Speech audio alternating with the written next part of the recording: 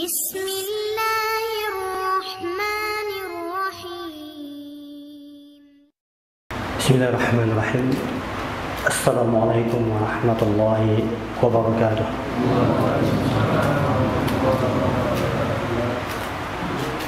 Innal hamdalillah nahmaduhu ta'ala wa nasta'inuhu wa nastaghfiruh wa na'udzu billahi min shururi anfusina wa min sayyiati a'malina. May yahdihillahu fala mudilla lahu wa man yudlil fala hadiya lahu. Asyhadu an la ilaha illallah wahdahu la syarika lah wa asyhadu anna Muhammadan abduhu wa rasuluh. Usini wa yakum anittaqullaha subhanahu wa ta'ala. Ya ayyuhalladzina amanu taqullaha haqqa tuqatih wa la tamutunna illa wa antum muslimun. Bapak-bapak dan ibu-ibu, saudara dan saudariku yang dimuliakan Allah Subhanahu wa ta'ala. Segala puji hanya milik Allah.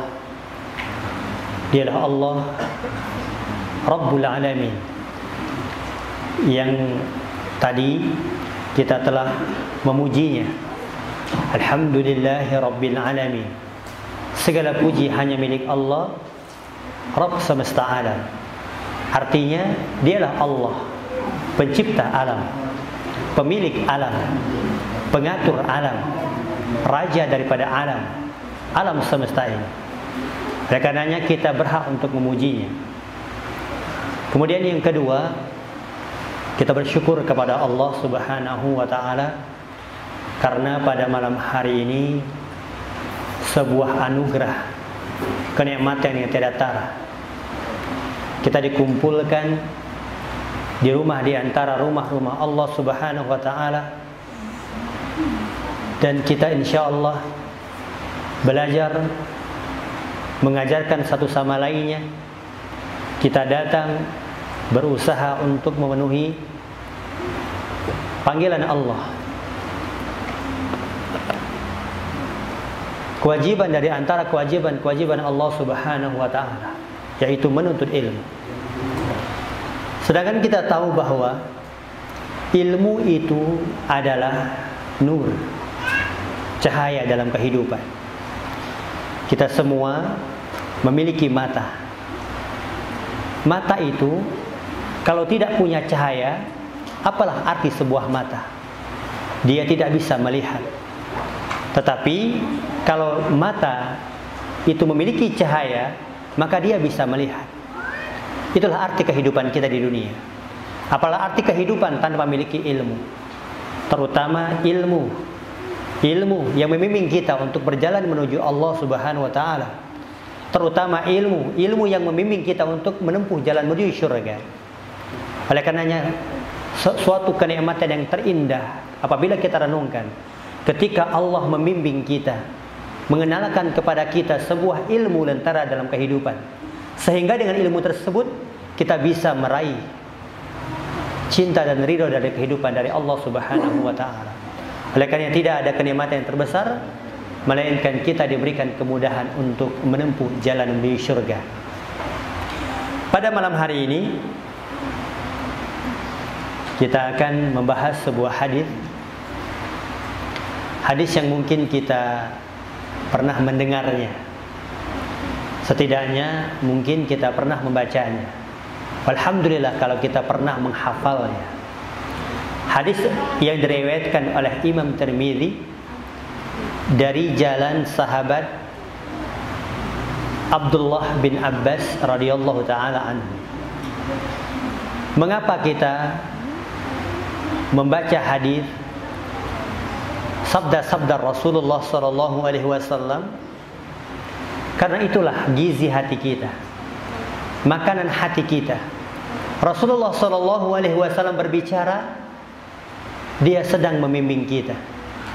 Rasulullah sallallahu alaihi wasallam bersabda, itulah adalah sesuatu yang akan menyelamatkan kita. Sehingga setiap kaum muslimin ketika dia menyibukkan, senang membaca Al-Quran, membaca hadis-hadis Nabi Muhammad SAW, maka akan terlihat dalam kehidupannya terbimbing oleh kedua cahaya tersebut. Oleh karenanya kita berusaha, kaum muslimin saudaraku sekalian, walaupun dalam sisa-sisa tenaga kita pergunakan waktu-waktu kita walaupun sesaat untuk membaca firman Allah dan sabda Rasul sallallahu alaihi wasallam. Baik. Kita akan bacakan hadisnya. Hadisnya cukup sedikit panjang, tapi insyaallah akan kita ambil faidah.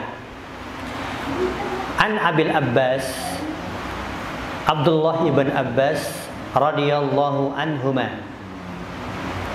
qala kuntu khalfan nabiyyi sallallahu alaihi wasallam yawman, ya ghulam inni uallimuka kalimatin ihfazillaha yahfazka ihfazillaha tajidhu tujahaka idza sa'alta fas'alillah idza sta'anta fasta'in billah. Sampai di sini dulu. Dari Abul Abbas, Abdullah bin Abbas, semoga Allah meridhai keduanya. Beliau menuturkan, aku pernah duduk di belakang Nabi pada suatu hari sallallahu alaihi wasallam. Ketika aku duduk di belakang Nabi, maka Nabi memanggil, wahai anak kecil, sesungguhnya aku ingin mengajarkan kepadamu beberapa kata. Kata yang pertama atau kalimat yang pertama, apa kata Nabi? Jagalah Allah, niscaya Allah akan menjagamu. Kalimat yang kedua, jagalah Allah, niscaya engkau akan mendapati Allah berada di hadapanmu. Kalimat yang ketiga, apabila engkau ingin meminta, mintalah kepada Allah. Kalimat yang keempat, apabila engkau ingin meminta pertolongan, mintalah kepada Allah.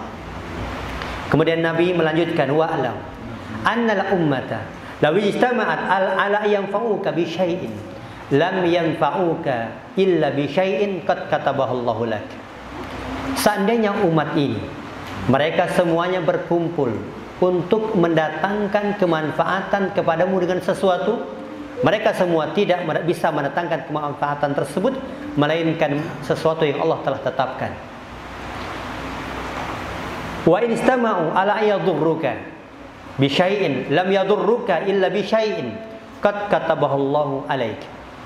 Seandainya umat ini, kata Rasul, mereka berkumpul untuk memberikan kecelakaan untukmu, mereka semua tidak bisa memberikan kecelakaan kepadamu melainkan apa yang telah Allah takdirkan atasmu. Rufi'atil aqlam, karena pena itu telah terangkat, tidak menulis lagi. Wajafatis suhuf, dan tinta-tinta itu telah mengering. Artinya takdir hamba telah paten, tidak berubah lagi. Hadis riwayat Tirmidzi, dan beliau mengatakan bahwa hadis ini adalah hadis hasan.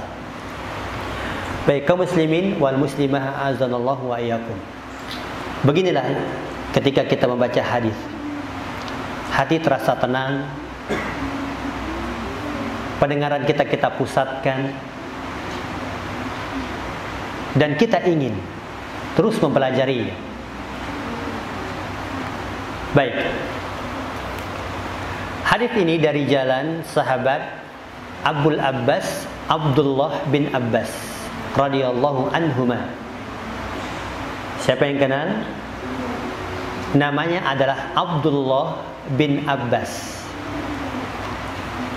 Ya, dia adalah adik sepupu Rasulullah sallallahu alaihi wasallam. Kenapa beliau Abdullah bin Abbas adalah adik sepupu Rasulullah? Karena Abbas adalah paman Rasulullah. Kita tahu bahwa Rasulullah sallallahu alaihi wasallam itu memiliki beberapa paman. Syekh Abdurrahman Al-Mubarakpuri rahimahullah, beliau menjelaskan ada 10 paman. Jadi Abdul Muttalib punya 10 putra. Di antaranya adalah Abdullah, ayahanda daripada Rasulullah. Tapi yang menjumpai paman yang menjumpai Rasulullah SAW menjadi seorang nabi adalah 4 orang. 4 orang. Jadi ketika Nabi menjadi seorang Rasul, bersama Nabi itu ada 4 paman. 2 paman yang beriman membela Nabi, 2 paman yang mati dalam keadaan musyrik. Yang beriman diantaranya adalah Abbas. Luar biasa, Abbas, pembelaannya kepada agama Allah Subhanahu wa taala, pembelaannya terhadap agama Rasulullah sallallahu alaihi wasallam. Dari Abbas lahirlah Abdullah, ya, yang meriwayatkan hadis ini. Kemudian paman yang kedua yang beriman adalah Hamzah. Hamzah itu adalah Asadullah, singanya Allah, syuhada Uhud. Bagaimana beliau membela Nabi Muhammad SAW ketika peperangan Uhud. Beliau menjadikan tubuhnya mengalir darah, tubuhnya menjadi syahid. Dia adalah Hamzah.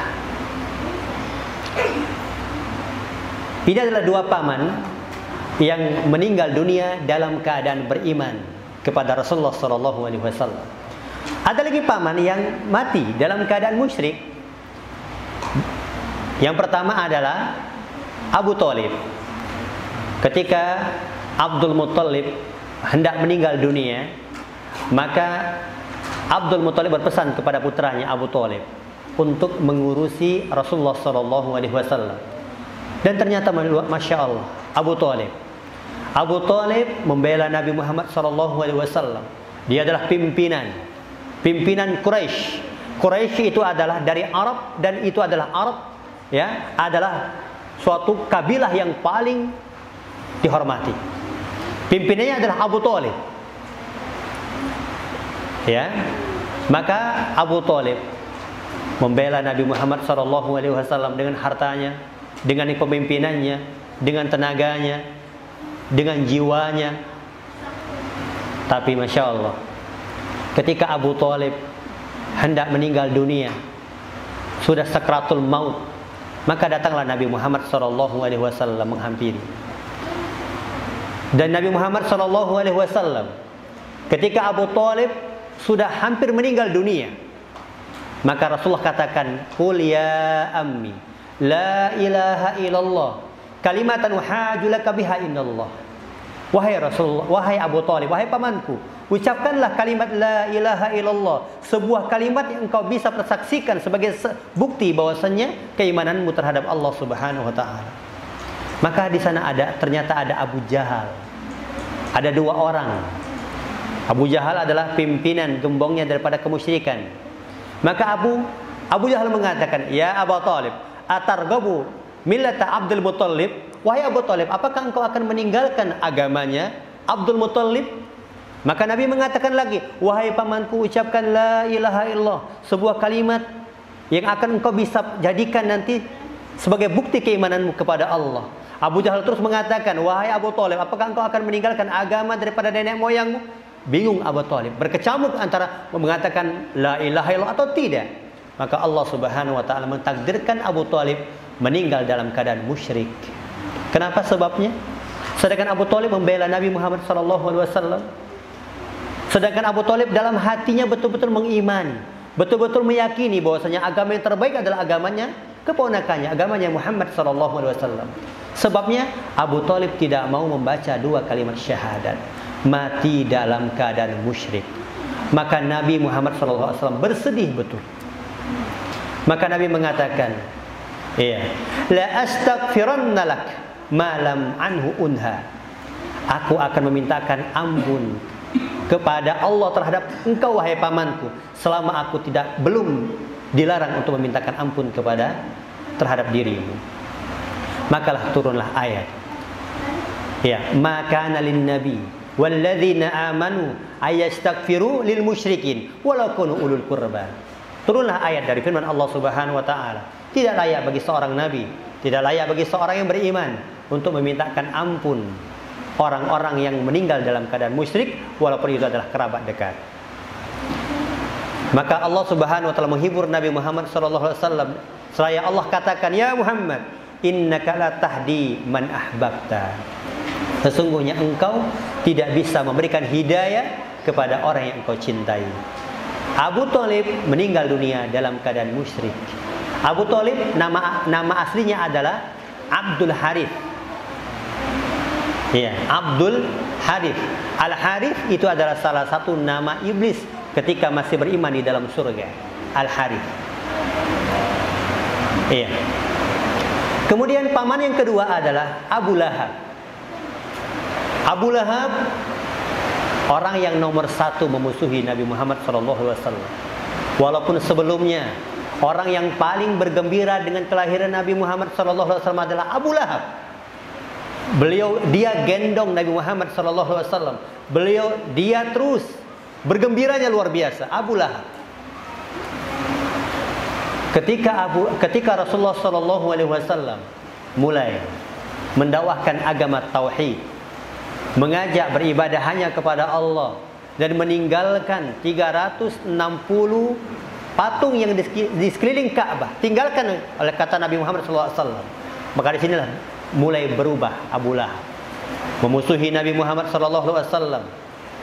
Iya, memberikan usaha bagaimana supaya orang-orang itu membenci Nabi Muhammad SAW. Itulah Abu Lahab. Iya. Nama asli adalah Abu Lahab adalah Abdul Uzza. Yang kita tahu bahwasannya bagaimana Abu Lahab mati dalam keadaan mengenaskan. 3 hari sebelum meninggalnya, Abu Lahab ini terkena suatu penyakit korengan yang membusuk.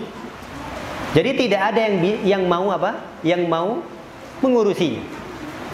Iya, akhirnya mati dalam keadaan mengenaskan. Ketika mati tidak ada yang mengurusi jenazah.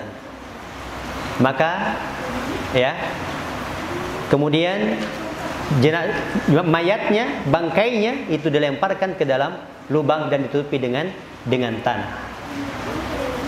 Ini Abu Lahab. Jadi 2 paman yang beriman dan 2 paman yang mati dalam keadaan musyrik, yaitu adalah siapa? Ya. Yang beriman Hamzah dan Abbas. Yang tidak beriman Abu Thalib. Namanya siapa? Abu Thalib nama aslinya Abdul Harith. Abu Lahab nama aslinya Abdul Uzza. Masyaallah. Iya. Abdullah bin Abbas. Nah, kita kembali ini kepada Abdullah bin Abbas. Beliau hanya berjumpa dengan Nabi selama 18 tahun. Karena Nabi Muhammad SAW meninggal dunia ketika Abdullah bin Abbas berusia 18 tahun. Tapi beliau tidak berhenti dalam menuntut ilmu. Beliau datangi Aisyah, beliau belajar. Beliau datangi Abu Hurairah, beliau datangi Abu Bakar, beliau datangi semua para ulama-ulama, para sahabat. Beliau belajar. Ini menunjukkan bahwa ketika masih muda itu ada tugasnya belajar. Iya, ketika masih muda ada tugasnya belajar. Abdullah bin Abbas tidak berhenti belajar walaupun beliau telah ditinggal oleh Nabi Muhammad SAW. Beliau tetap belajar. Dan itu terbukti. Rasulullah SAW pernah mendoakan Abdullah bin Abbas. Apa doanya? Allahumma faqihu fid din wa 'allimhu ta'wil. Ya Allah, cerdaskan dia, pahamkan dia dalam urusan agama ini. Dan ajari dia dalam masalah takwil Al-Quran, tafsir Al-Quran. Jadi kalau kita membaca daripada Al-Quran, lalu kita baca tafsirnya, sering kita menyumpai nama. Berkata sahabat Abdullah ibn Abbas radhiyallahu anhuma, berkata Abdullah ibn Abbas, berkata Abdullah ibn Abbas. Sehingga para ulama menjuluki beliau dengan siapa? Al-Bahr, lautan ilmu. Ini Abdullah ibn Abbas. Luar biasa beliau ini. Seorang ulama, para sahabat. Murid-muridnya banyak sekali. Periwayatan hadis-hadisnya luar biasa. Iya, oleh karenanya kita kenali sahabat Abdullah ibn Abbas. Kita cintai ia. Ya, karena apa? Kalau kita kenal orang-orang baik ini, para sahabat Nabi Muhammad SAW itu adalah orang-orang baik. Mereka adalah orang yang terdepan di dalam kebaikan. yang paling sedikit sekali pembebanan diri. Orang yang pertama kali melakukan kebaikan, Allah ridho dalam kehidupan mereka. Mereka berjalan susah dan senang bersama Nabi. Ini para sahabat. Jadi kalau kita ingin beragama, lihat mereka. Karena mereka adalah orang yang pertama kali mengamalkan agama ini. Ketika Al-Quran turun, mereka saksikan. Sehingga mereka tahu sebab Al-Quran turun. Terkadang Al-Quran itu turun dari kelakuan-kelakuan mereka. Ini para sahabat Rasulullah SAW. Iya. Kalau kita berbicara tentang sahabat Abdullah bin Abbas panjang. Silakan baca bagaimana biografi kehidupan beliau. Banyak hal-hal yang memukau dalam kehidupan beliau. Ini para sahabat. Karena langkah-langkah kehidupan beliau itu adalah Masya Allah, cemerlang sekali dalam kehidupan mereka. Baik. Beliau bercerita bahwa kuntu khalfan Nabi sallallahu alaihi wasallam. Aku pernah di belakang Nabi, duduk di belakang Nabi. Ada dua kemungkinan duduk di belakang Nabi.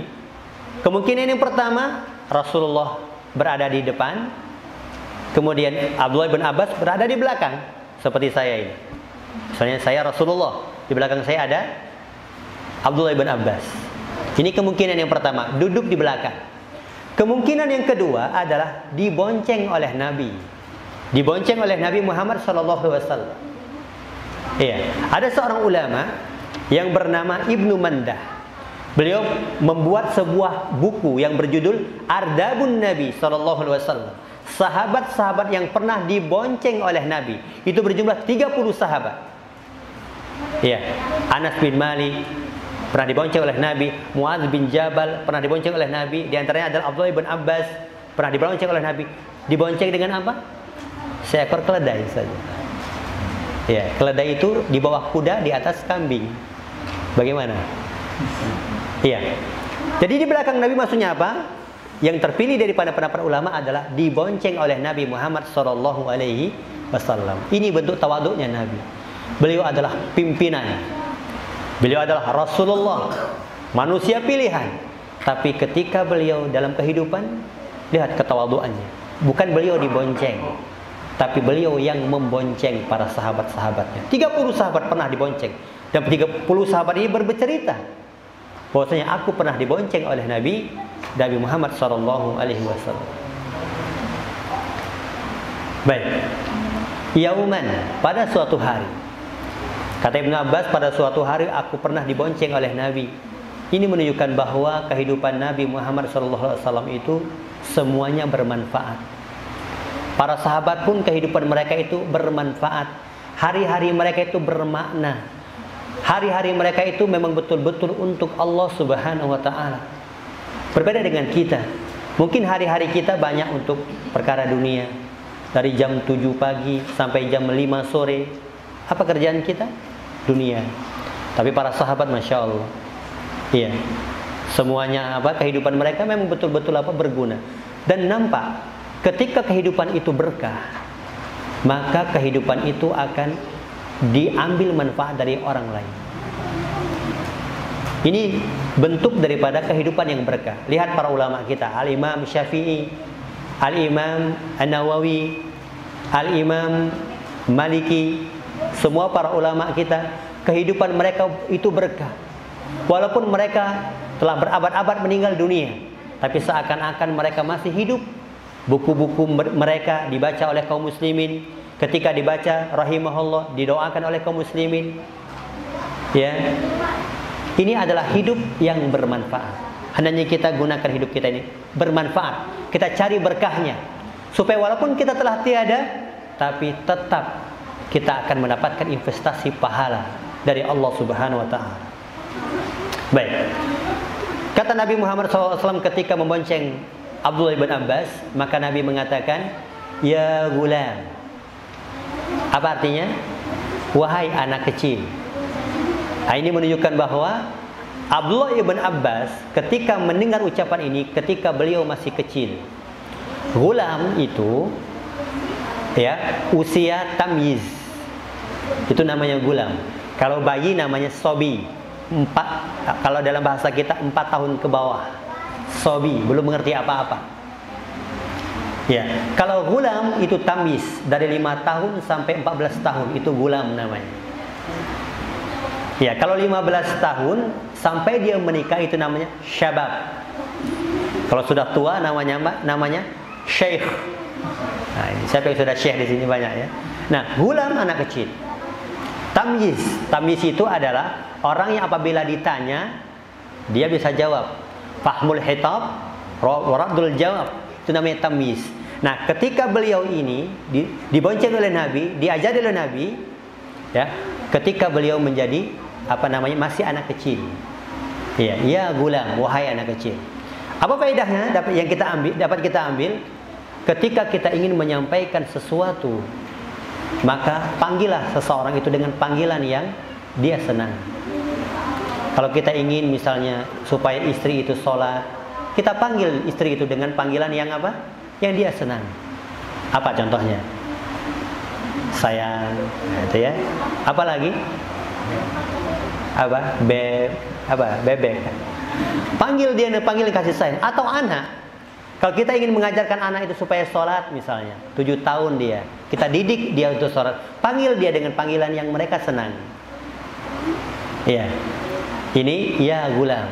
Apa tujuannya? Ketika seseorang dipanggil dengan panggilan yang dia senangi, dia akan mempusatkan perhatiannya supaya mendengarkan apa? Kata-kata yang kita ucapkan setelahnya. Ini bagusnya metode Nabi ketika mengajar. Ya, ya gulam, wahai anak kecil. Inni u'allimuka, sesungguhnya aku ingin mengajarkan kepadamu. Perhatikan di sini, Nabi adalah kakak daripada Abdullah bin Abbas. Sebagai orang tua. Karena Nabi itu adalah manzilahnya adalah orang tua daripada umatnya. Ini menunjukkan bahwa pendidikan itu yang pertama kali adalah dari keluarga. Dari keluarga. Kalau kita punya anak, kalau kita punya adik, itu siapa yang mendidik? Pertama kali itu adalah keluarga. Kita. Orang tua. Nabi mengatakan, kullu mauludin yuladu alal fitrah. Setiap anak yang dilahirkan itu lahir dalam keadaan bersih dia. Fa'abawahu, maka kedua orang tuanya. Perhatikan di sini kata Nabi. Maka kedua orang tuanya membawa dia kemana? Baik atau buruk tergantung daripada orang tuanya. Nah, kita semua punya kewajiban untuk mendidik putra putri. Allah nanti akan tanya. Ya, kullukum mas'ulun. Kullukum ra'in wa kullukum mas'ulun an ra'iyatihi. Setiap kalian adalah pemimpin wahai bapak. Setiap kalian adalah pemimpin wahai suami. Dan setiap kalian nanti akan ditanya, bagaimana engkau memimpin istrimu? Salat apa tidak? Menutup aurat atau tidak? Demikian juga anakmu, bisa nggak baca Quran? Ke masjid atau tidak dia? Ditanya nanti, siap-siap untuk ditanya. Ini sabda Nabi Muhammad SAW. Jadi pendidikan itu sumbernya adalah dari mana? Dari keluarga. Oleh karenanya kita sebagai seorang ayah, seorang bapak harus belajar. Jangan kita titipkan anak kita ke sekolah. Jangan sekolah itu dijadikan seperti apa? Laundry, atau laundry ya? Ya, tempat kita cuci pakaian. Ini, Pak Ustadz, saya titip anak saya dalam keadaan kotor nih. Lalu sang Ustadz dicuci, diperbaiki akhlaknya, diajari baca Quran, diajari ngaji, terus luar biasa sang Ustadz dengan sabarnya. Ketika 6 bulan sudah 1 semester, selesai nih, diambil lagi. Di rumah, Masya Allah, karena 6 bulan gak pegang HP, Nina, ambil HP-nya, terserah. Ditontonkan TV-TV dengan acara-acara yang luar biasa. Rusak lagi anaknya. Ngajinya, lupa lagi hafalannya, hafalan hadisnya. Setelah 2 pekan nih, kita kotori lagi, kita bawa lagi ke laundryan. Pak Ustadz, cuci lagi ya. Apakah begitu? Tidak demikian seharusnya. Ya, kita harus mendidik. Kata para ulama, ketika kita punya anak, ya, kita ingin ketika berjumpa dengan Allah dalam keadaan ingin mengenal Allah Subhanahu wa taala. Ya, walaupun sudah tua. Para sahabat mereka ketika beriman itu ada yang umurnya 40, seumur saya ya. Ada yang umur 50, umur 60, tapi apakah mereka tidak belajar? Mereka belajar. Mereka belajar. Ya, itu mereka.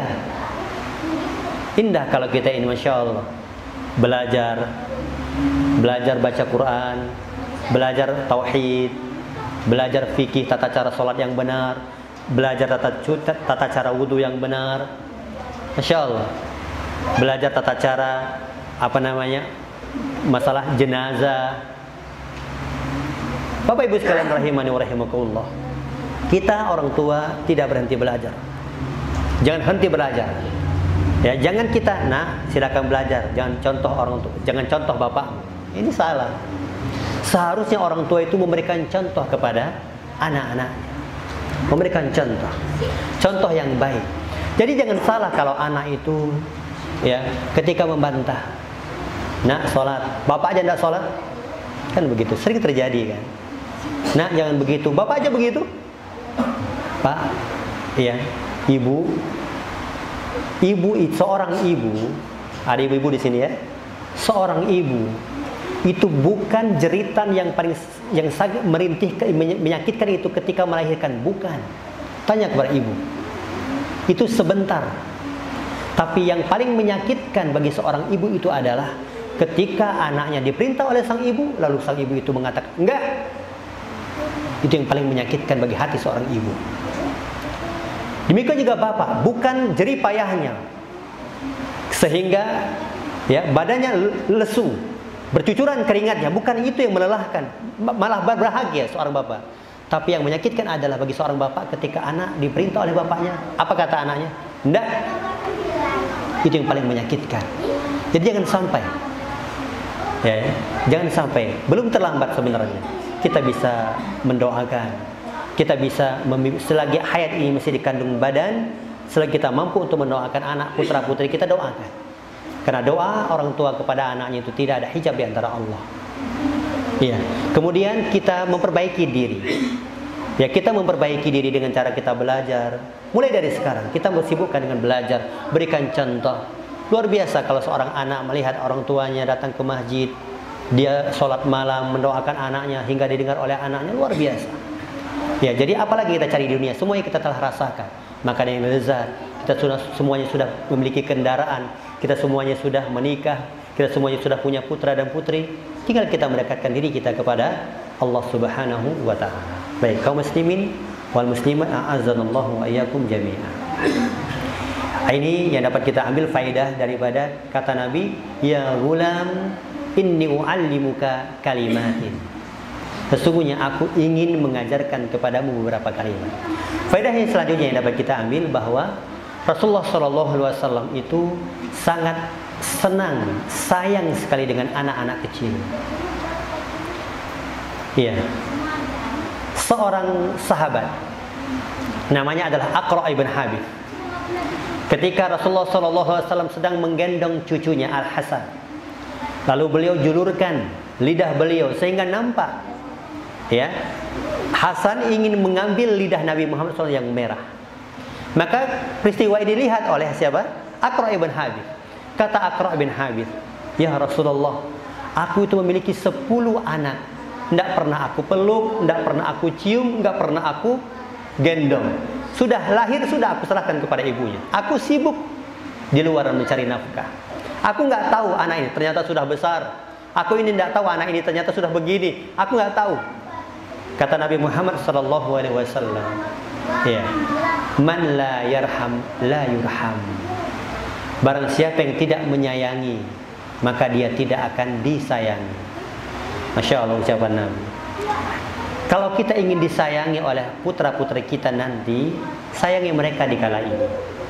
Ketika mereka masih kecil, sayangi, peluk, ya kan? Kalau mau tidur itu diceritakan dengan cerita dekat. Dekatkan hati kita kepadanya, dekatkan batin kita kepadanya.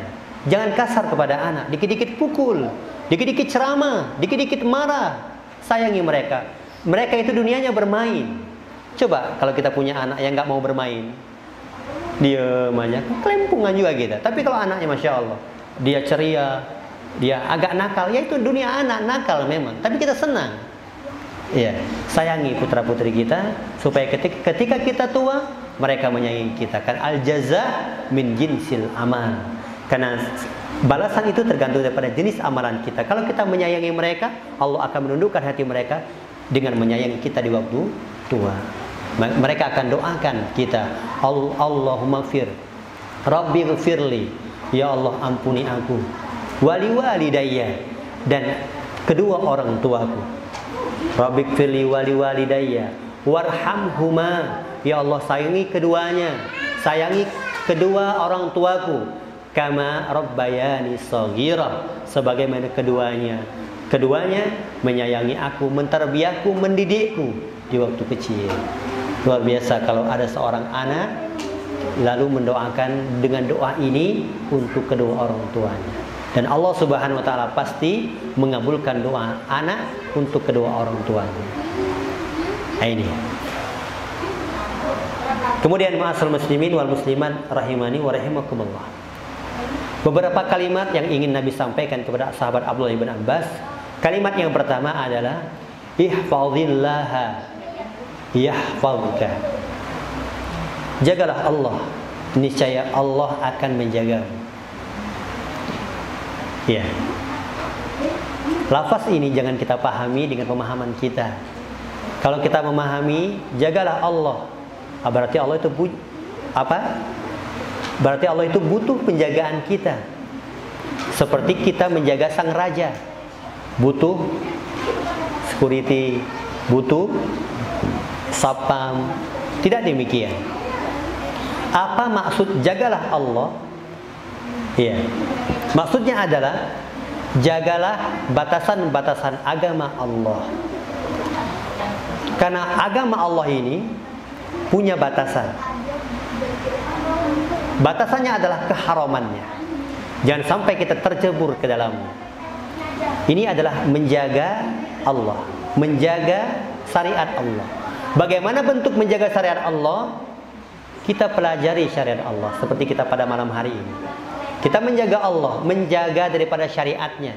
Kita pelajari, kita amalkan, kita dakwahkan. Masya Allah. Terus kita bersabar di atasnya. Ini penjagaan daripada apa? Penjagaan daripada Allah Subhanahu wa taala. Kembali kepada siapa? Allah akan menjagamu. Dan penjagaan Allah Subhanahu wa taala itu sempurna. Penjagaan di dunia, penjagaan di akhirat. Allah akan jaga kita. Allah Subhanahu wa taala akan bimbing kita. Allah Subhanahu wa taala akan jaga kita di dunia, jaga dari bala musibah. Allah Subhanahu wa taala jaga di akhirat, Allah akan jaga dari panasnya api neraka. Jadi tugas kita apa? Mempelajari syariat ini. Tuntut ilmu. Lalu setelah kita mendapatkan ilmu, kita amalkan. Kemudian setelah kita amalkan, kita dakwahkan. Ini menjaga syariat Allah Subhanahu wa taala. Kemudian yang kedua, ihfazillaha, jagalah Allah, niscaya engkau akan mendapati Allah berada di hadapanmu. Artinya ketika kita menjaga syariat Allah, kita pelajari, kita amalkan syariat Allah, kemudian kita dakwahkan syariat Allah, maka engkau akan mendapati bahwasannya bimbingan Allah berada di hadapanmu. Allah akan membimbing kita, menunjuki jalan-jalan kita semuanya. Ya. Ini bentuk daripada penjagaan kita terhadap syariat Allah Subhanahu wa taala. Maka Allah Subhanahu wa taala akan menjaga kita, membimbing kita, memberikan petunjuk kepada kita, memberikan hidayah kepada kita, terus di dunia dan sampai nanti di akhirat. Ini nasihat yang pertama dan yang kedua. Kemudian yang ketiga, Rasulullah SAW mengatakan, "Idza sa'alta fas'alillaha." Apabila engkau ingin berdoa, mintalah kepada Allah. Ini terbukti Allah Subhanahu wa taala berfirman di dalam Al-Qur'an, "Wa qala rabbukum," dan Rabb kalian telah berfirman, "Ud'uni," berdoalah kepadaku, "astajib lakum," niscaya aku pasti kabulkan doa sekalian, ketika seorang hamba, kita semua, ketika kita berdoa kepada Allah Subhanahu wa taala, Allah pasti kabulkan doa kita. Ini termasuk janji Allah. Allah sendiri yang mengatakan. Rasul kita yang mulia mengatakan tadi apa? Apabila engkau ingin berdoa, meminta, mintalah kepada Allah. Jadi seorang muslim itu tidak layak bagi dia untuk meminta kepada selain Allah. Kalau dia meminta kepada selain Allah, maka dia telah menduakan Allah di dalam doa. Doa itu adalah hal yang pasti dalam kehidupan kita. Kita ini semuanya berdoa. Doa itu kata para ulama terbagi menjadi dua. Ada doa masalah, yang kedua adalah doa ibadah. Apa itu doa masalah? Doa permintaan kita. Ya, seperti ketika kita antara adzan dan iqamah, lalu kita angkat kedua tangan kita dan kita berdoa sesuai dengan permintaan kita masing-masing. Seperti kita berdoa, ya, ketika sepertiga malam kita bangun sholat lalu kita berdoa. Seperti ketika kita sujud lalu kita berdoa sesuai dengan permintaan dan kebutuhan kita masing-masing. Ini adalah doa masalah namanya. Mintalah kepada Allah semuanya. Allah itu senang ketika seorang hamba meminta kepadanya. Dan Allah Subhanahu wa taala berjanji pasti kabulkan permintaan kita.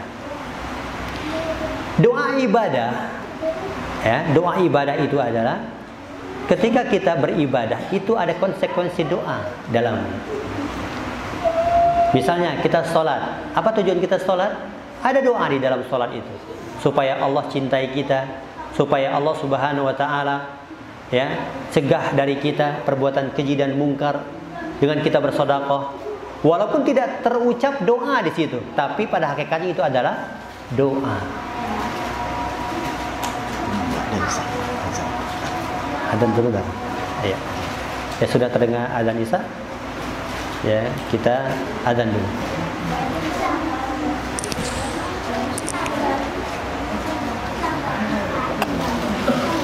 Wassalamu asrafil anbiya'i wal mursalin wa ala alihi wa sahbihi ajma'in, amma ba'du. Bapak-bapak dan ibu-ibu, saudara dan saudariku sekalian, rahimani wa rahimakumullah. Kita lanjutkan pembahasan kita. Wasiat yang ketiga, yaitu Rasul kita yang mulia sallallahu alaihi wasallam mengatakan, "Idza sa'alta fas'alillah." Apabila engkau ingin meminta, mintalah kepada Allah.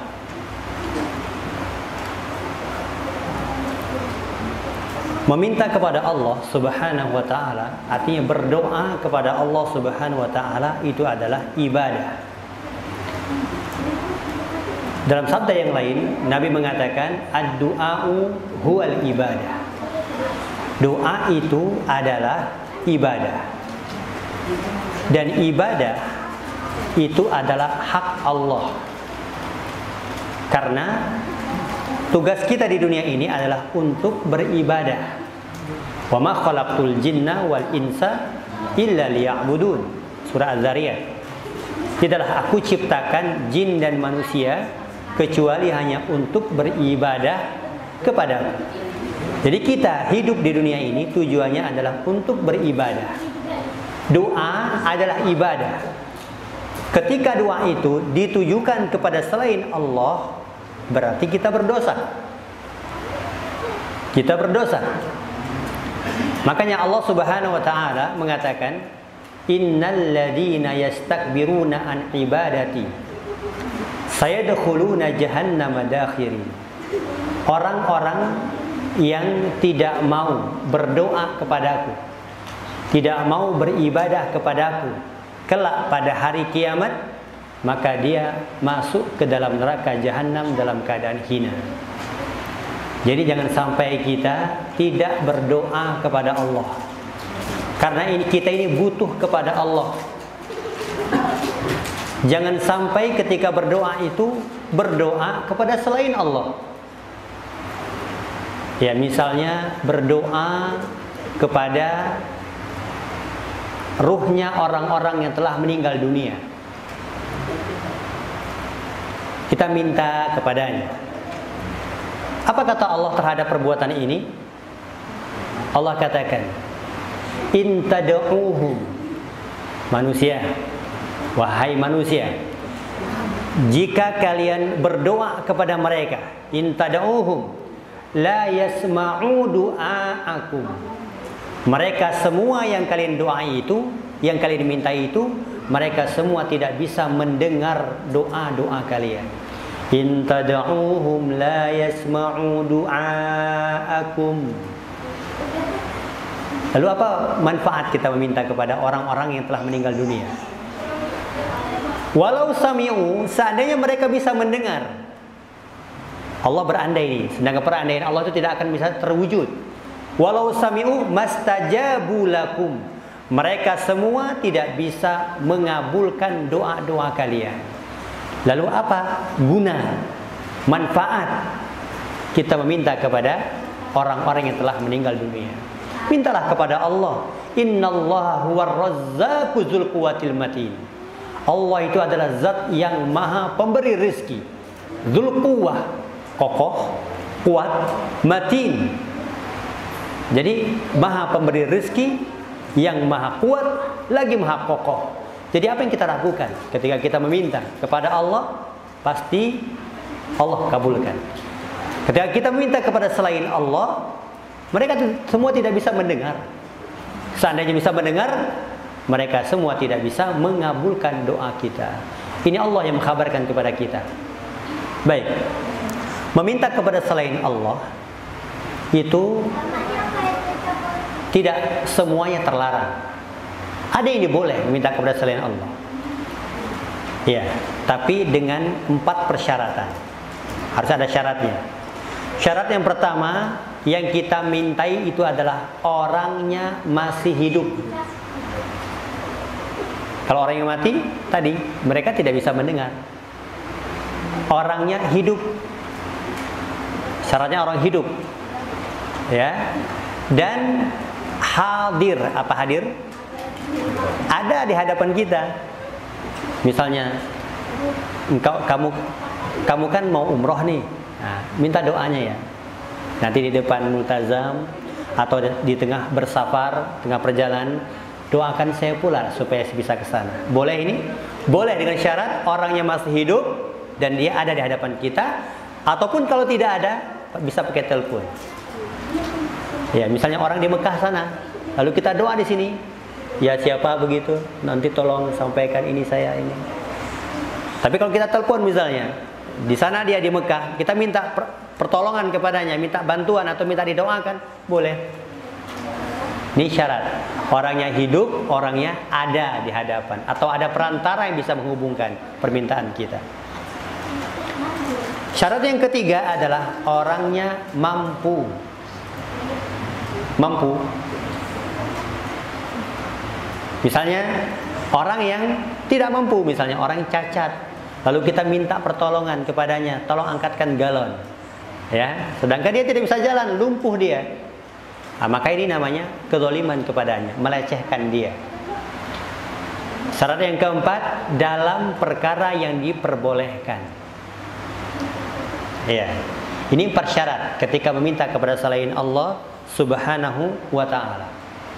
Demikian juga para ulama memberikan kejelasan juga, boleh kita meminta kepada selain Allah itu. Kapan? Ketika keadaan kepepet. Kalau kepepet, boleh. Tapi jangan dijadikan profesi meminta-minta. Kemudian yang kedua, boleh kita meminta kepada selain Allah itu kalau memang betul-betul itu adalah hak kita. Hak kita, kita boleh memintanya. Ya, tapi walaupun ini diperbolehkan, kata para ulama, jangan terlalu sering. Jangan terlalu sering meminta-minta kepada manusia walaupun terpenuhi syaratnya. Walaupun hukum asalnya boleh, sebagai yang penting terpenuhi syaratnya. Ya. Kenapa? Karena bisa mengurangi tawakal kita kepada Allah. Ya, sedangkan kita ini bertawakal hanya kepada Allah. Fatawakkalu in kuntum mu'minin. Hanya kepada Allah.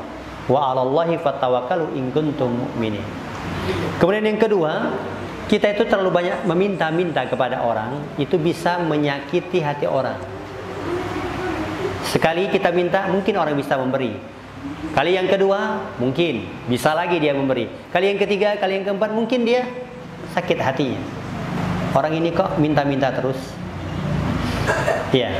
Kemudian terlalu banyak yang kita meminta manusia itu bisa menghinakan diri. Orang yang meminta-minta itu adalah hina. Ya. Ini meminta kepada selain Allah Subhanahu wa taala. Kemudian selanjutnya adalah Rasul berwasiat dengan wasiat yang terakhir, wa idzasta'anta fasta'in billah.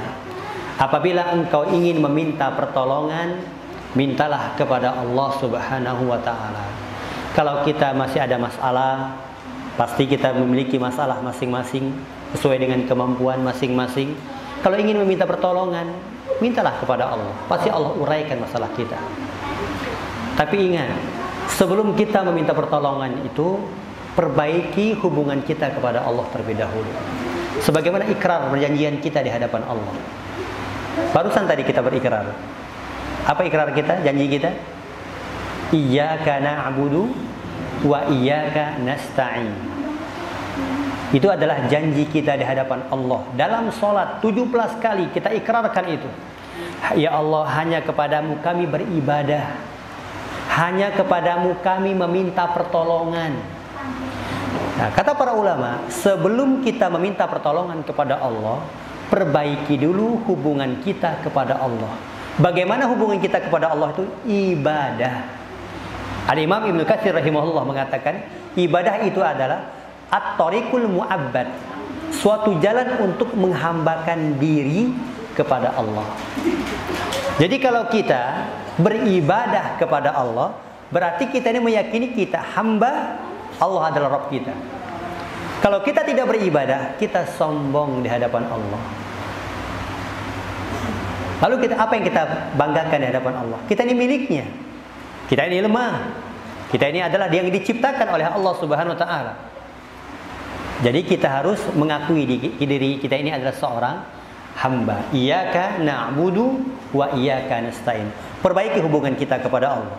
Sehingga ketika kita sudah baik hubungan kita kepada Allah, Allah pasti memberikan pertolongan kepada kita. Perhatikan, ya, Rasul kita yang mulia sallallahu alaihi wasallam, sahabat-sahabat beliau, terus mereka jaga hubungan kepada Allah, terus mereka jaga ibadah-ibadah kepada Allah, terus mereka jaga. Akhirnya, wa ra'aitan nasa yadkhuluna fi dinillahi afwaja. Manusia itu berbondong-bondong masuk ke dalam Islam. Allah Subhanahu wa taala tolong agama kita. Allah Subhanahu wa taala tolong kita. Nah, maka ketika ingin meminta pertolongan kepada Allah, jaga hubungan kita kepada Allah. Sebagaimana seorang ulama, ya, Ma'qil ibn Makhlad, beliau mengatakan bahwa man ahsana bainahu wa bainallah ahsanallahu fima bainahu wa bainan nas. Barang siapa yang memperbaiki hubungan dia kepada Allah, maka Allah Subhanahu wa taala akan memperbaiki hubungan dia kepada manusia. Ini menunjukkan bahwa ketika kita kok ada permasalahan dengan istri, biasa istri setiap hari kita lihat dan setiap hari kita melihat kekurangannya.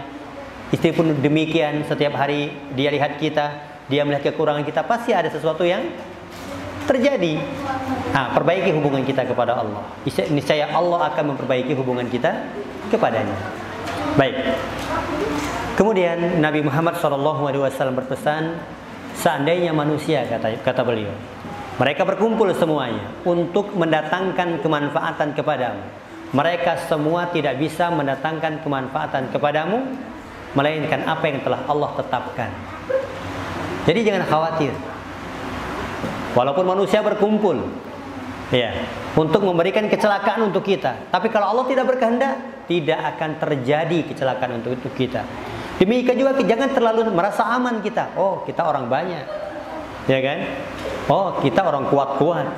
Kalau Allah tidak berkehendak, tidak akan terjadi. Kita perhatikan Rasulullah SAW ketika berperang, terjadi semuanya. Ada kemenangan, ada kekalahan.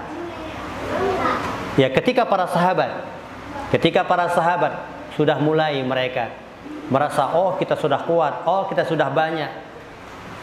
Ternyata Allah Subhanahu wa ta'ala kalahkan kaum muslimin. Ada juga terjadi perperangan. Ketika perperangan, para sahabat berjumlah cuma 300 orang, sedangkan ribuan dari kaum musyrikin, Allah Subhanahu wa ta'ala menangkan. Kenapa? Karena mereka bertawakal kepada Allah Subhanahu wa ta'ala. Ini jadi kemenangan itu ketika apa? Ketika kita bertawakal kepada Allah Subhanahu wa ta'ala. Kemudian qad katabahallahu alaik rufi'atil aqlam. Telah terangkat itu pena. Pena-pena takdir kita itu telah terangkat, wajaffatis suhuf, dan tinta-tintanya, lembaran-lembarannya telah mengering. Artinya takdir-takdir kita telah paten sudah, tidak bisa berubah. Iya. Kemudian apa yang bisa kita ambil dari faedah ini? Yang pertama, apa yang menimpa kita dari kebaikan maupun keburukan, ya, itu telah Allah Subhanahu wa ta'ala tentukan. Ya, kemudian yang kedua, apa yang telah ditulis oleh Allah untuk kita berupa perjalanan kehidupan kita, takdir kita, maka ya itu telah tercatat di Lauhul Mahfuz di sisi Allah Subhanahu wa ta'ala. Timbul pertanyaan kepada kita, kalau kehidupan kita, takdir kita telah ditetapkan nih, penghuni surga, penghuni neraka, lalu ngapain kita beramal? Capek-capek beramal, kan telah ditetapkan. Toh kita juga nanti masuk surga atau neraka. Ngapain kita beramal? Kan ada sebagian orang berpikir semacam itu. Iya. Jawaban yang pertama, siapa yang tahu? Siapa yang tahu dia masuk surga atau masuk neraka? Dia bahagia atau sengsara? Dia tertawa atau menangis? Siapa yang tahu? Tidak ada yang tahu takdir dia masing-masing di hadapannya.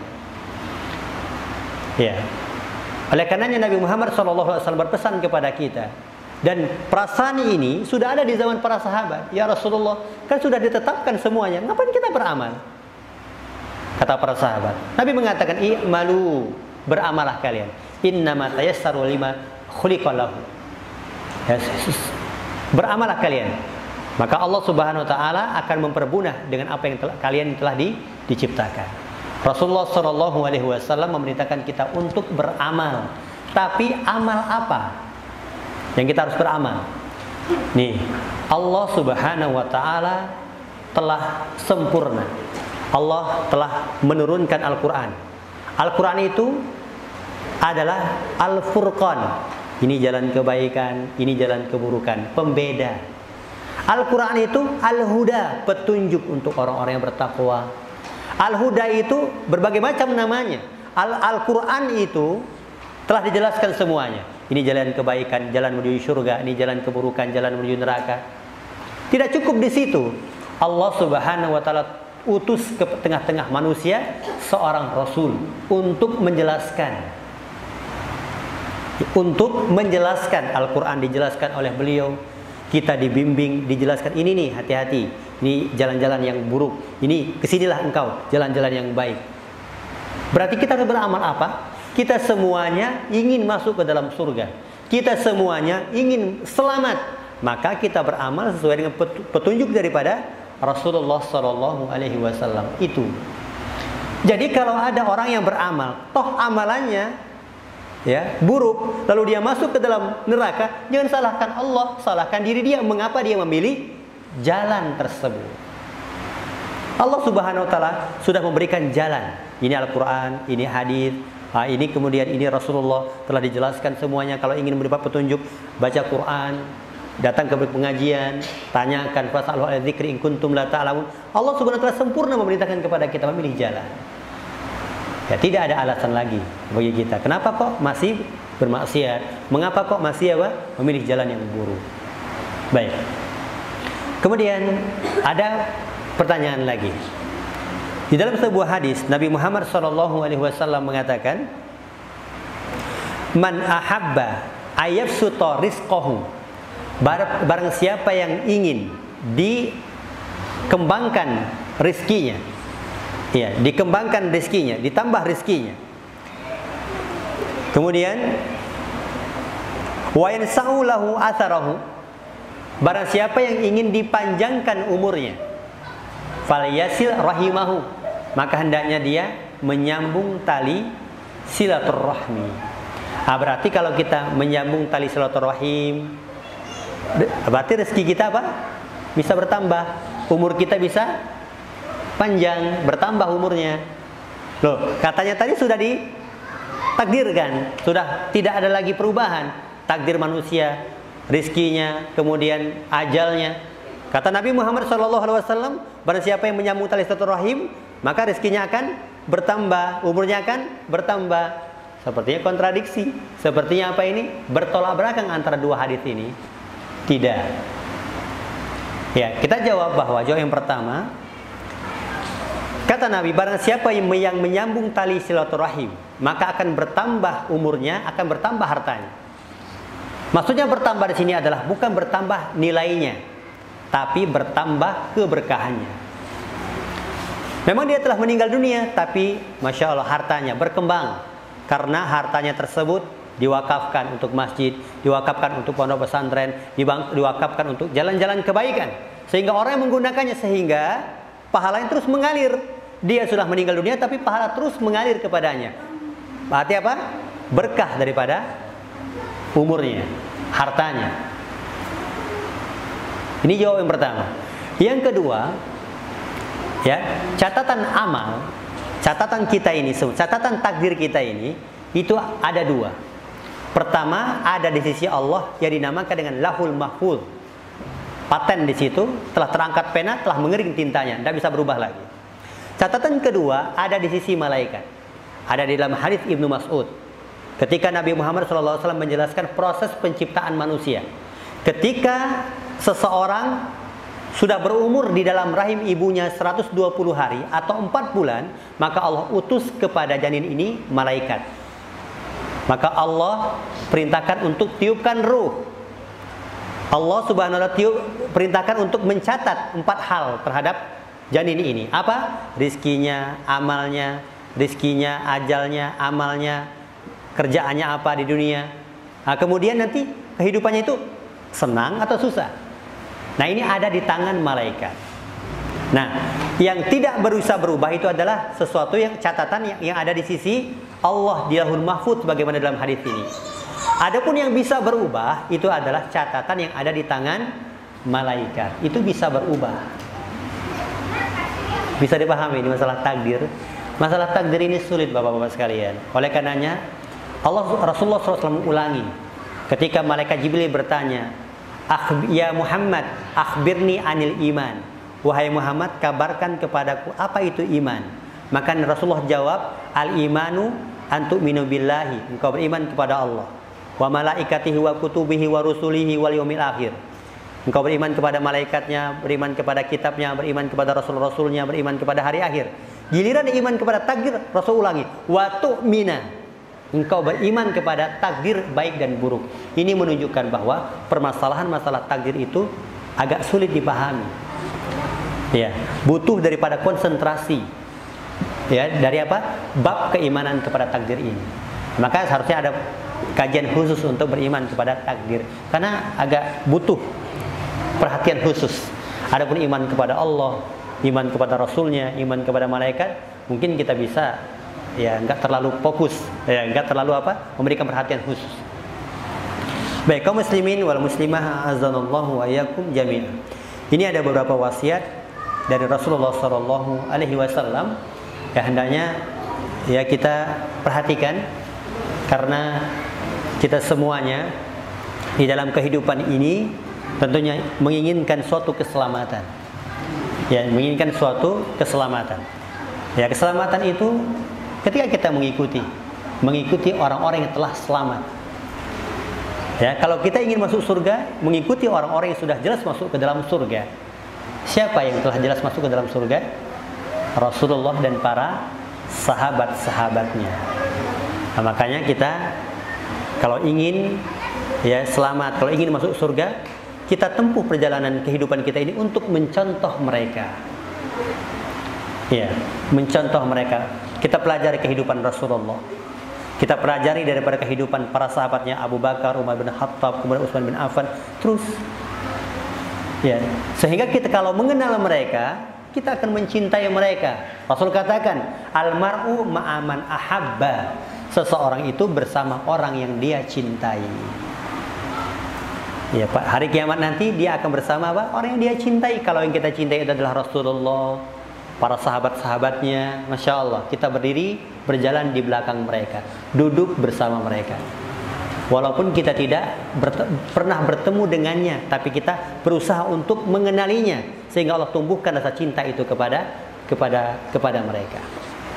Maka kita pelajari orang-orang soleh ini, kita kenali orang-orang yang baik ini dari generasi Islam yang pertama, ya, sehingganya kita bersama mereka pada hari kiamat. Wallahu a'lam bishawab. Ya, mungkin ini materi yang bisa disampaikan. Mohon maaf apabila ada kekurangannya. Ya, kita buka dengan sesi tanya jawab. Kalau ada yang bertanya dari materi, kami persilakan.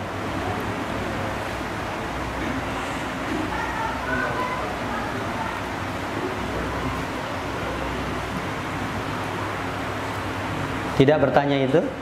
Oh iya, Pak, silakan. Terima kasih. Assalamualaikum warahmatullahi wabarakatuh. Waalaikumsalam warahmatullahi wabarakatuh. Jadi dijelaskan bahwa Nabi Muhammad tidak boleh mendoakan pamannya. Iya. Ada kafir. Nah, andai kata yang terjadi pada kita, yang bukan paman tapi orang tua langsung, bagaimana? Apakah kita mendoakan orang tua yang tua kita? Apakah ketika di ayat yang tertulis Insyaallah. Iya. Ayat yang kita bacakan tadi bahwa ketika Rasulullah SAW sangat bersedih karena Rasulullah ingin sekali, ya, menginginkan keimanan yang terjadi pada paman beliau.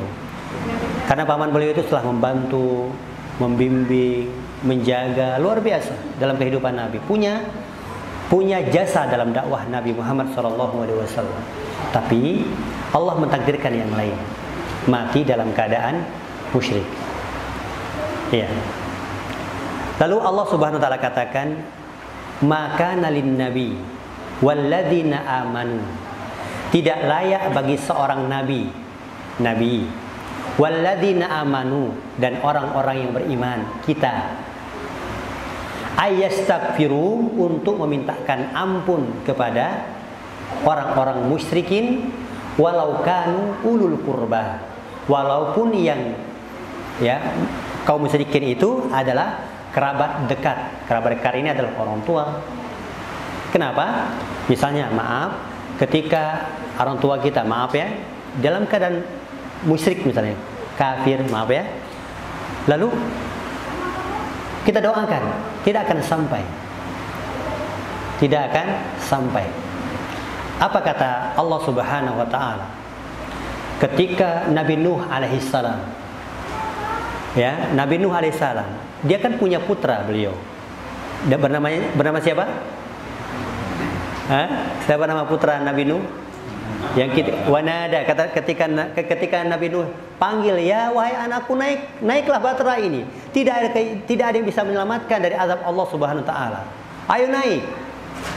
Apa katanya? Saya akan naik, akan mencari bukit-bukit ini lebih tinggi, aku menyelamatkan sendiri. Maka Nabi Nuh sangat bersedih, sebagaimana bersedihnya Rasulullah SAW. Apa kata Allah?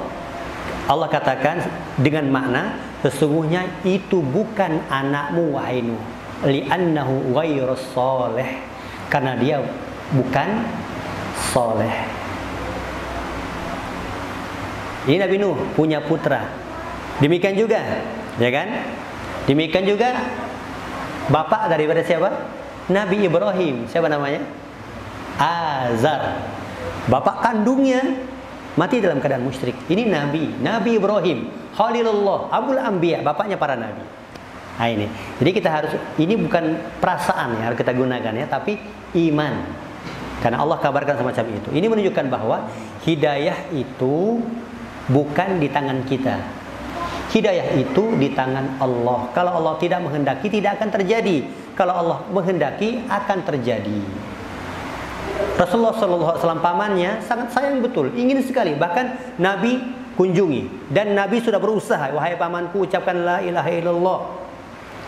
Ya, ada kawan yang jelek ini mengatakan, Abu Thalib, apakah engkau akan meninggalkan agama nenek moyangmu Abdul Muthalib?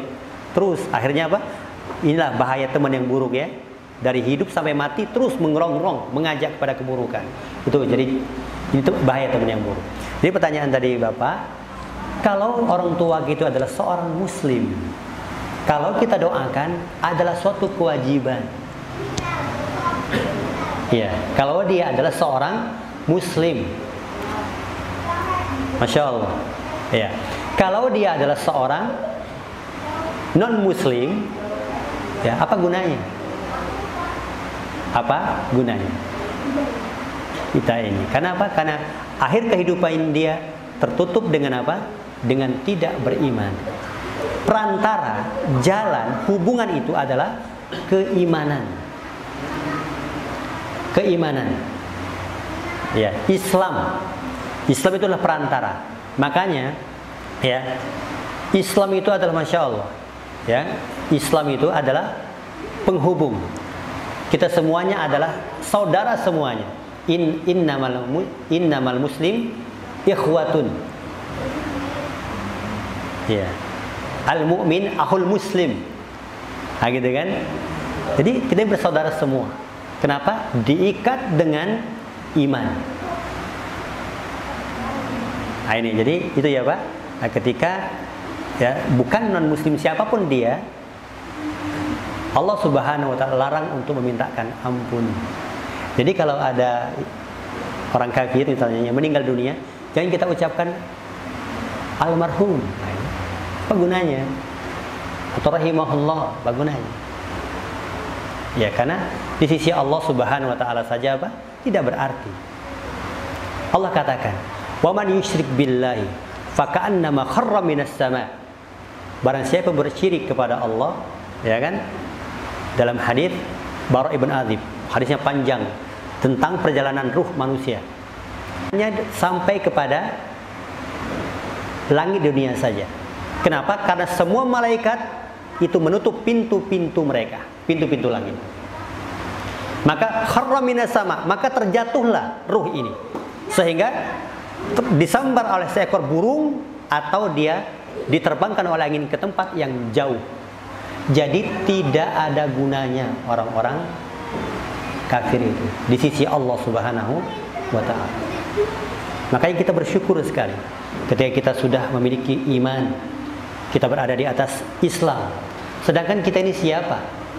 Ya kan? Allah berikan nikmat ini, nikmat Islam kepada kita, nikmat iman kepada kita. Sedangkan kita ini siapa? Kita bukan keluarganya Nabi. Bukan. Apakah keponakannya? Bukan. Kita juga bukan orang yang berjasa dalam Islam ini. Harta kita untuk apa? Mungkin untuk kita dan keluarga kita. Kalau Abu Bakar wajar, semuanya untuk Allah Subhanahu wa taala. Hamzah, ya, wajar dia mendapatkan Islam dan hidayah iman. Kenapa? Karena jiwa raganya betul-betul untuk Islam. Kita siapa? Ya, waktu-waktu kita apakah untuk Islam? Waktu-waktu kita apakah untuk beribadah kepada Allah? Tidak. Terkadang kita ini terperdaya dengan dunia. Tapi Allah dengan rahmatnya memberikan hidayah kepada kita Islam dan iman. Oleh karena syukuri, pegang erat-erat dan minta kepada Allah pertahanan hidayah ini. Ya muqallibal qulub, tsabbit qalbi ala dini. Doa terus kepada Allah. Karena Allah itu sangat cepat sekali membolakkan hati seseorang. Kadang-kadang dia berubah seketika. Tidak begitu hati kita berbolak-balik. Kenapa dikatakan al-qalbu? Karena dia berbalik-balik. Yuqallibu kaifa yasha. Berbolak-balik sesuai dengan kehendaknya. Ini hati. Makanya kita minta kemantapan iman, kemantapan Islam kepada Allah. Baca kata Imam Ahmad rahimahullah taala, perbanyaklah doa ya muqallibal qulub, tsabbit qalbi ala dini. Wahai zat yang membolak-balikkan hati ini, tetapkan hati ini di dalam agama. Hafal semua insyaallah ya. Kalau belum hafal, ditempel, baca itu. Karena kita tidak tahu, siapa yang tahu akhir kehidupannya, buruk atau baik, husnul khotimah atau su'ul khotimah. Maka kita bermohon kepada Allah supaya kita tetap berada di atas hidayah yang mulia ini. Baik. Ada lagi?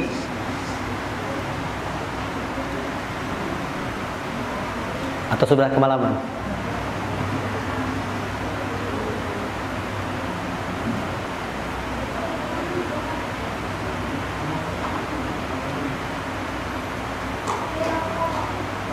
Tidak bertanya itu ada dua kemungkinan. Sudah paham atau malu. Kalau sudah paham, Masya Allah, Alhamdulillah, itu adalah inti ilmu. Iya. Inti ilmu itu paham. Ya.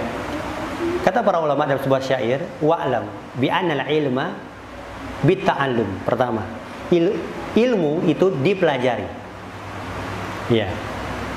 Kemudian bitta'allumi wabi apa lagi? Wa'lam bi anal ilma bi ta'allumi wa bil hifdzi wal bil iqani wa bit tabahhumi. Ada 4 tingkatan ilmu baru dikatakan sebuah ilmu. Apa? Jalan pertama adalah bit ta'allum, dipelajari. Alhamdulillah kita sudah apa? Langkah pertama dengan mempelajari ilmu. Apakah sudah dikatakan ilmu? Belum. Sampai kita apa?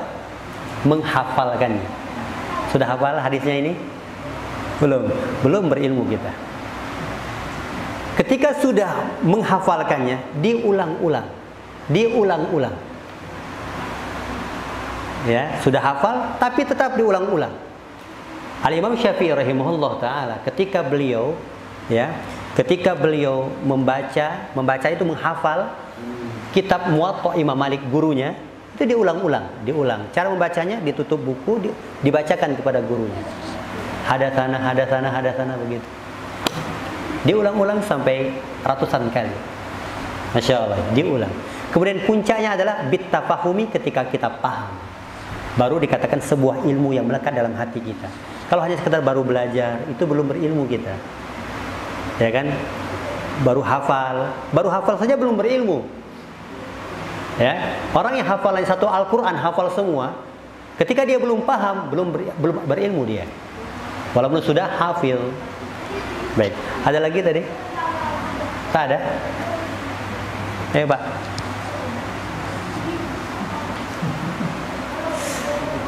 Iya. Tadi ulangi ya.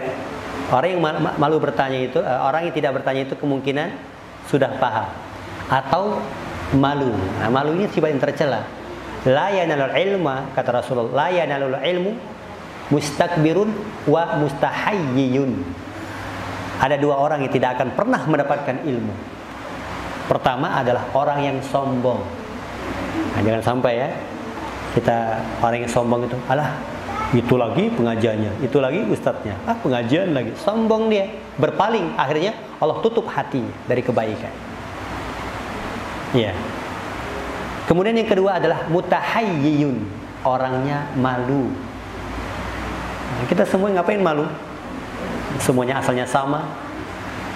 Ya, wallahu akhrajakum min butuni ummahatikum.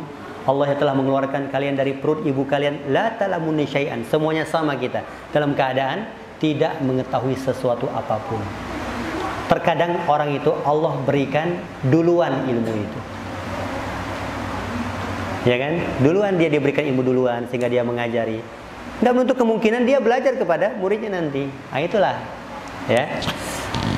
Jadi itu. Jadi tidak akan pernah mendapatkan ilmu 2 orang. Siapa tadi? Orang yang sombong, orang yang malu dalam menuntut ilmu. Saya udah tua. Malu sama orang-orang muda. Kalau dia terus pelihara itu, malunya itu, tidak bakal dia bisa baca Quran misalnya, tidak bakal dia bisa ya dari amal-amal ini. Terus tidak masalah. Ya, terus tidak masalah. Kenapa? Karena syaitan itu yang pertama kali ya senjatanya adalah menutup jalan bagi anak keturunan Adam dari menuntut ilmu. Ketika Bani Adam itu tidak menuntut ilmu, maka dia apa? Kesudahannya. Kalau tidak menuntut ilmu, jahal. Jahal tahu jahal? Bodoh. Maka kalau Bani Adam itu tidak tahu bodoh, semakin mudah bagi syaitan untuk menggelincirkannya. Maka kita jangan jadi apa? Tadi, ya, menjadi orang yang kena rayuan-rayuan syaitan. Syaitan itu merayu apa? Merayu manusia itu, masya Allah, di dalam surah An-Nas. Qul a'udzu birabbin nas, malikin nas, ilahin nas, min syarril waswasil khannas. Aku berlindung kepada Rabbnya manusia, ya, rajanya manusia, ilahnya manusia, dari godaan syaitan, dari min syarri, dari keburukan waswasil khannas. Waswas itu adalah syaitan, dedengkotnya keburukan. Al-khannas sifatnya apa? Maju, mundur. Syaitan itu maju untuk menyerang kalau kita tipis keimanannya. Dia terus maju, sehingga kita kalah.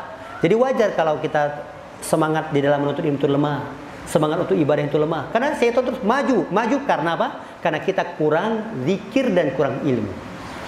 Dan ketika kita menang, ketika kita ini kuat misalnya, berzikir, kita menuntut ilmu kita, syaitan itu mundur. Maju, mundur, bukan lari, bukan pergi. Mundur dia, bersembunyi untuk memasang siasat yang baru, melihat apa namanya? Kelemahan kita. Makanya ayat yang selanjutnya itu, min syarril waswasil khannas alladzi yuwaswisu fi sudurin nas. Yang syaitan itu apa? Memberikan waswas. Apa waswas itu? Bisikan. Apa? Keraguan, bisikan. Bisikan bagaimana bisiknya? Lembut sekali bisikan itu. Sehingga orang menyangka dia sedang beribadah, tapi sedang bermaksiat. Kenapa? Saking lembutnya bisikan itu. Jadi semua orang, tidak ada yang aman dari gangguan syaitan. Oleh karenanya, lawanlah syaitan itu dengan ilmu.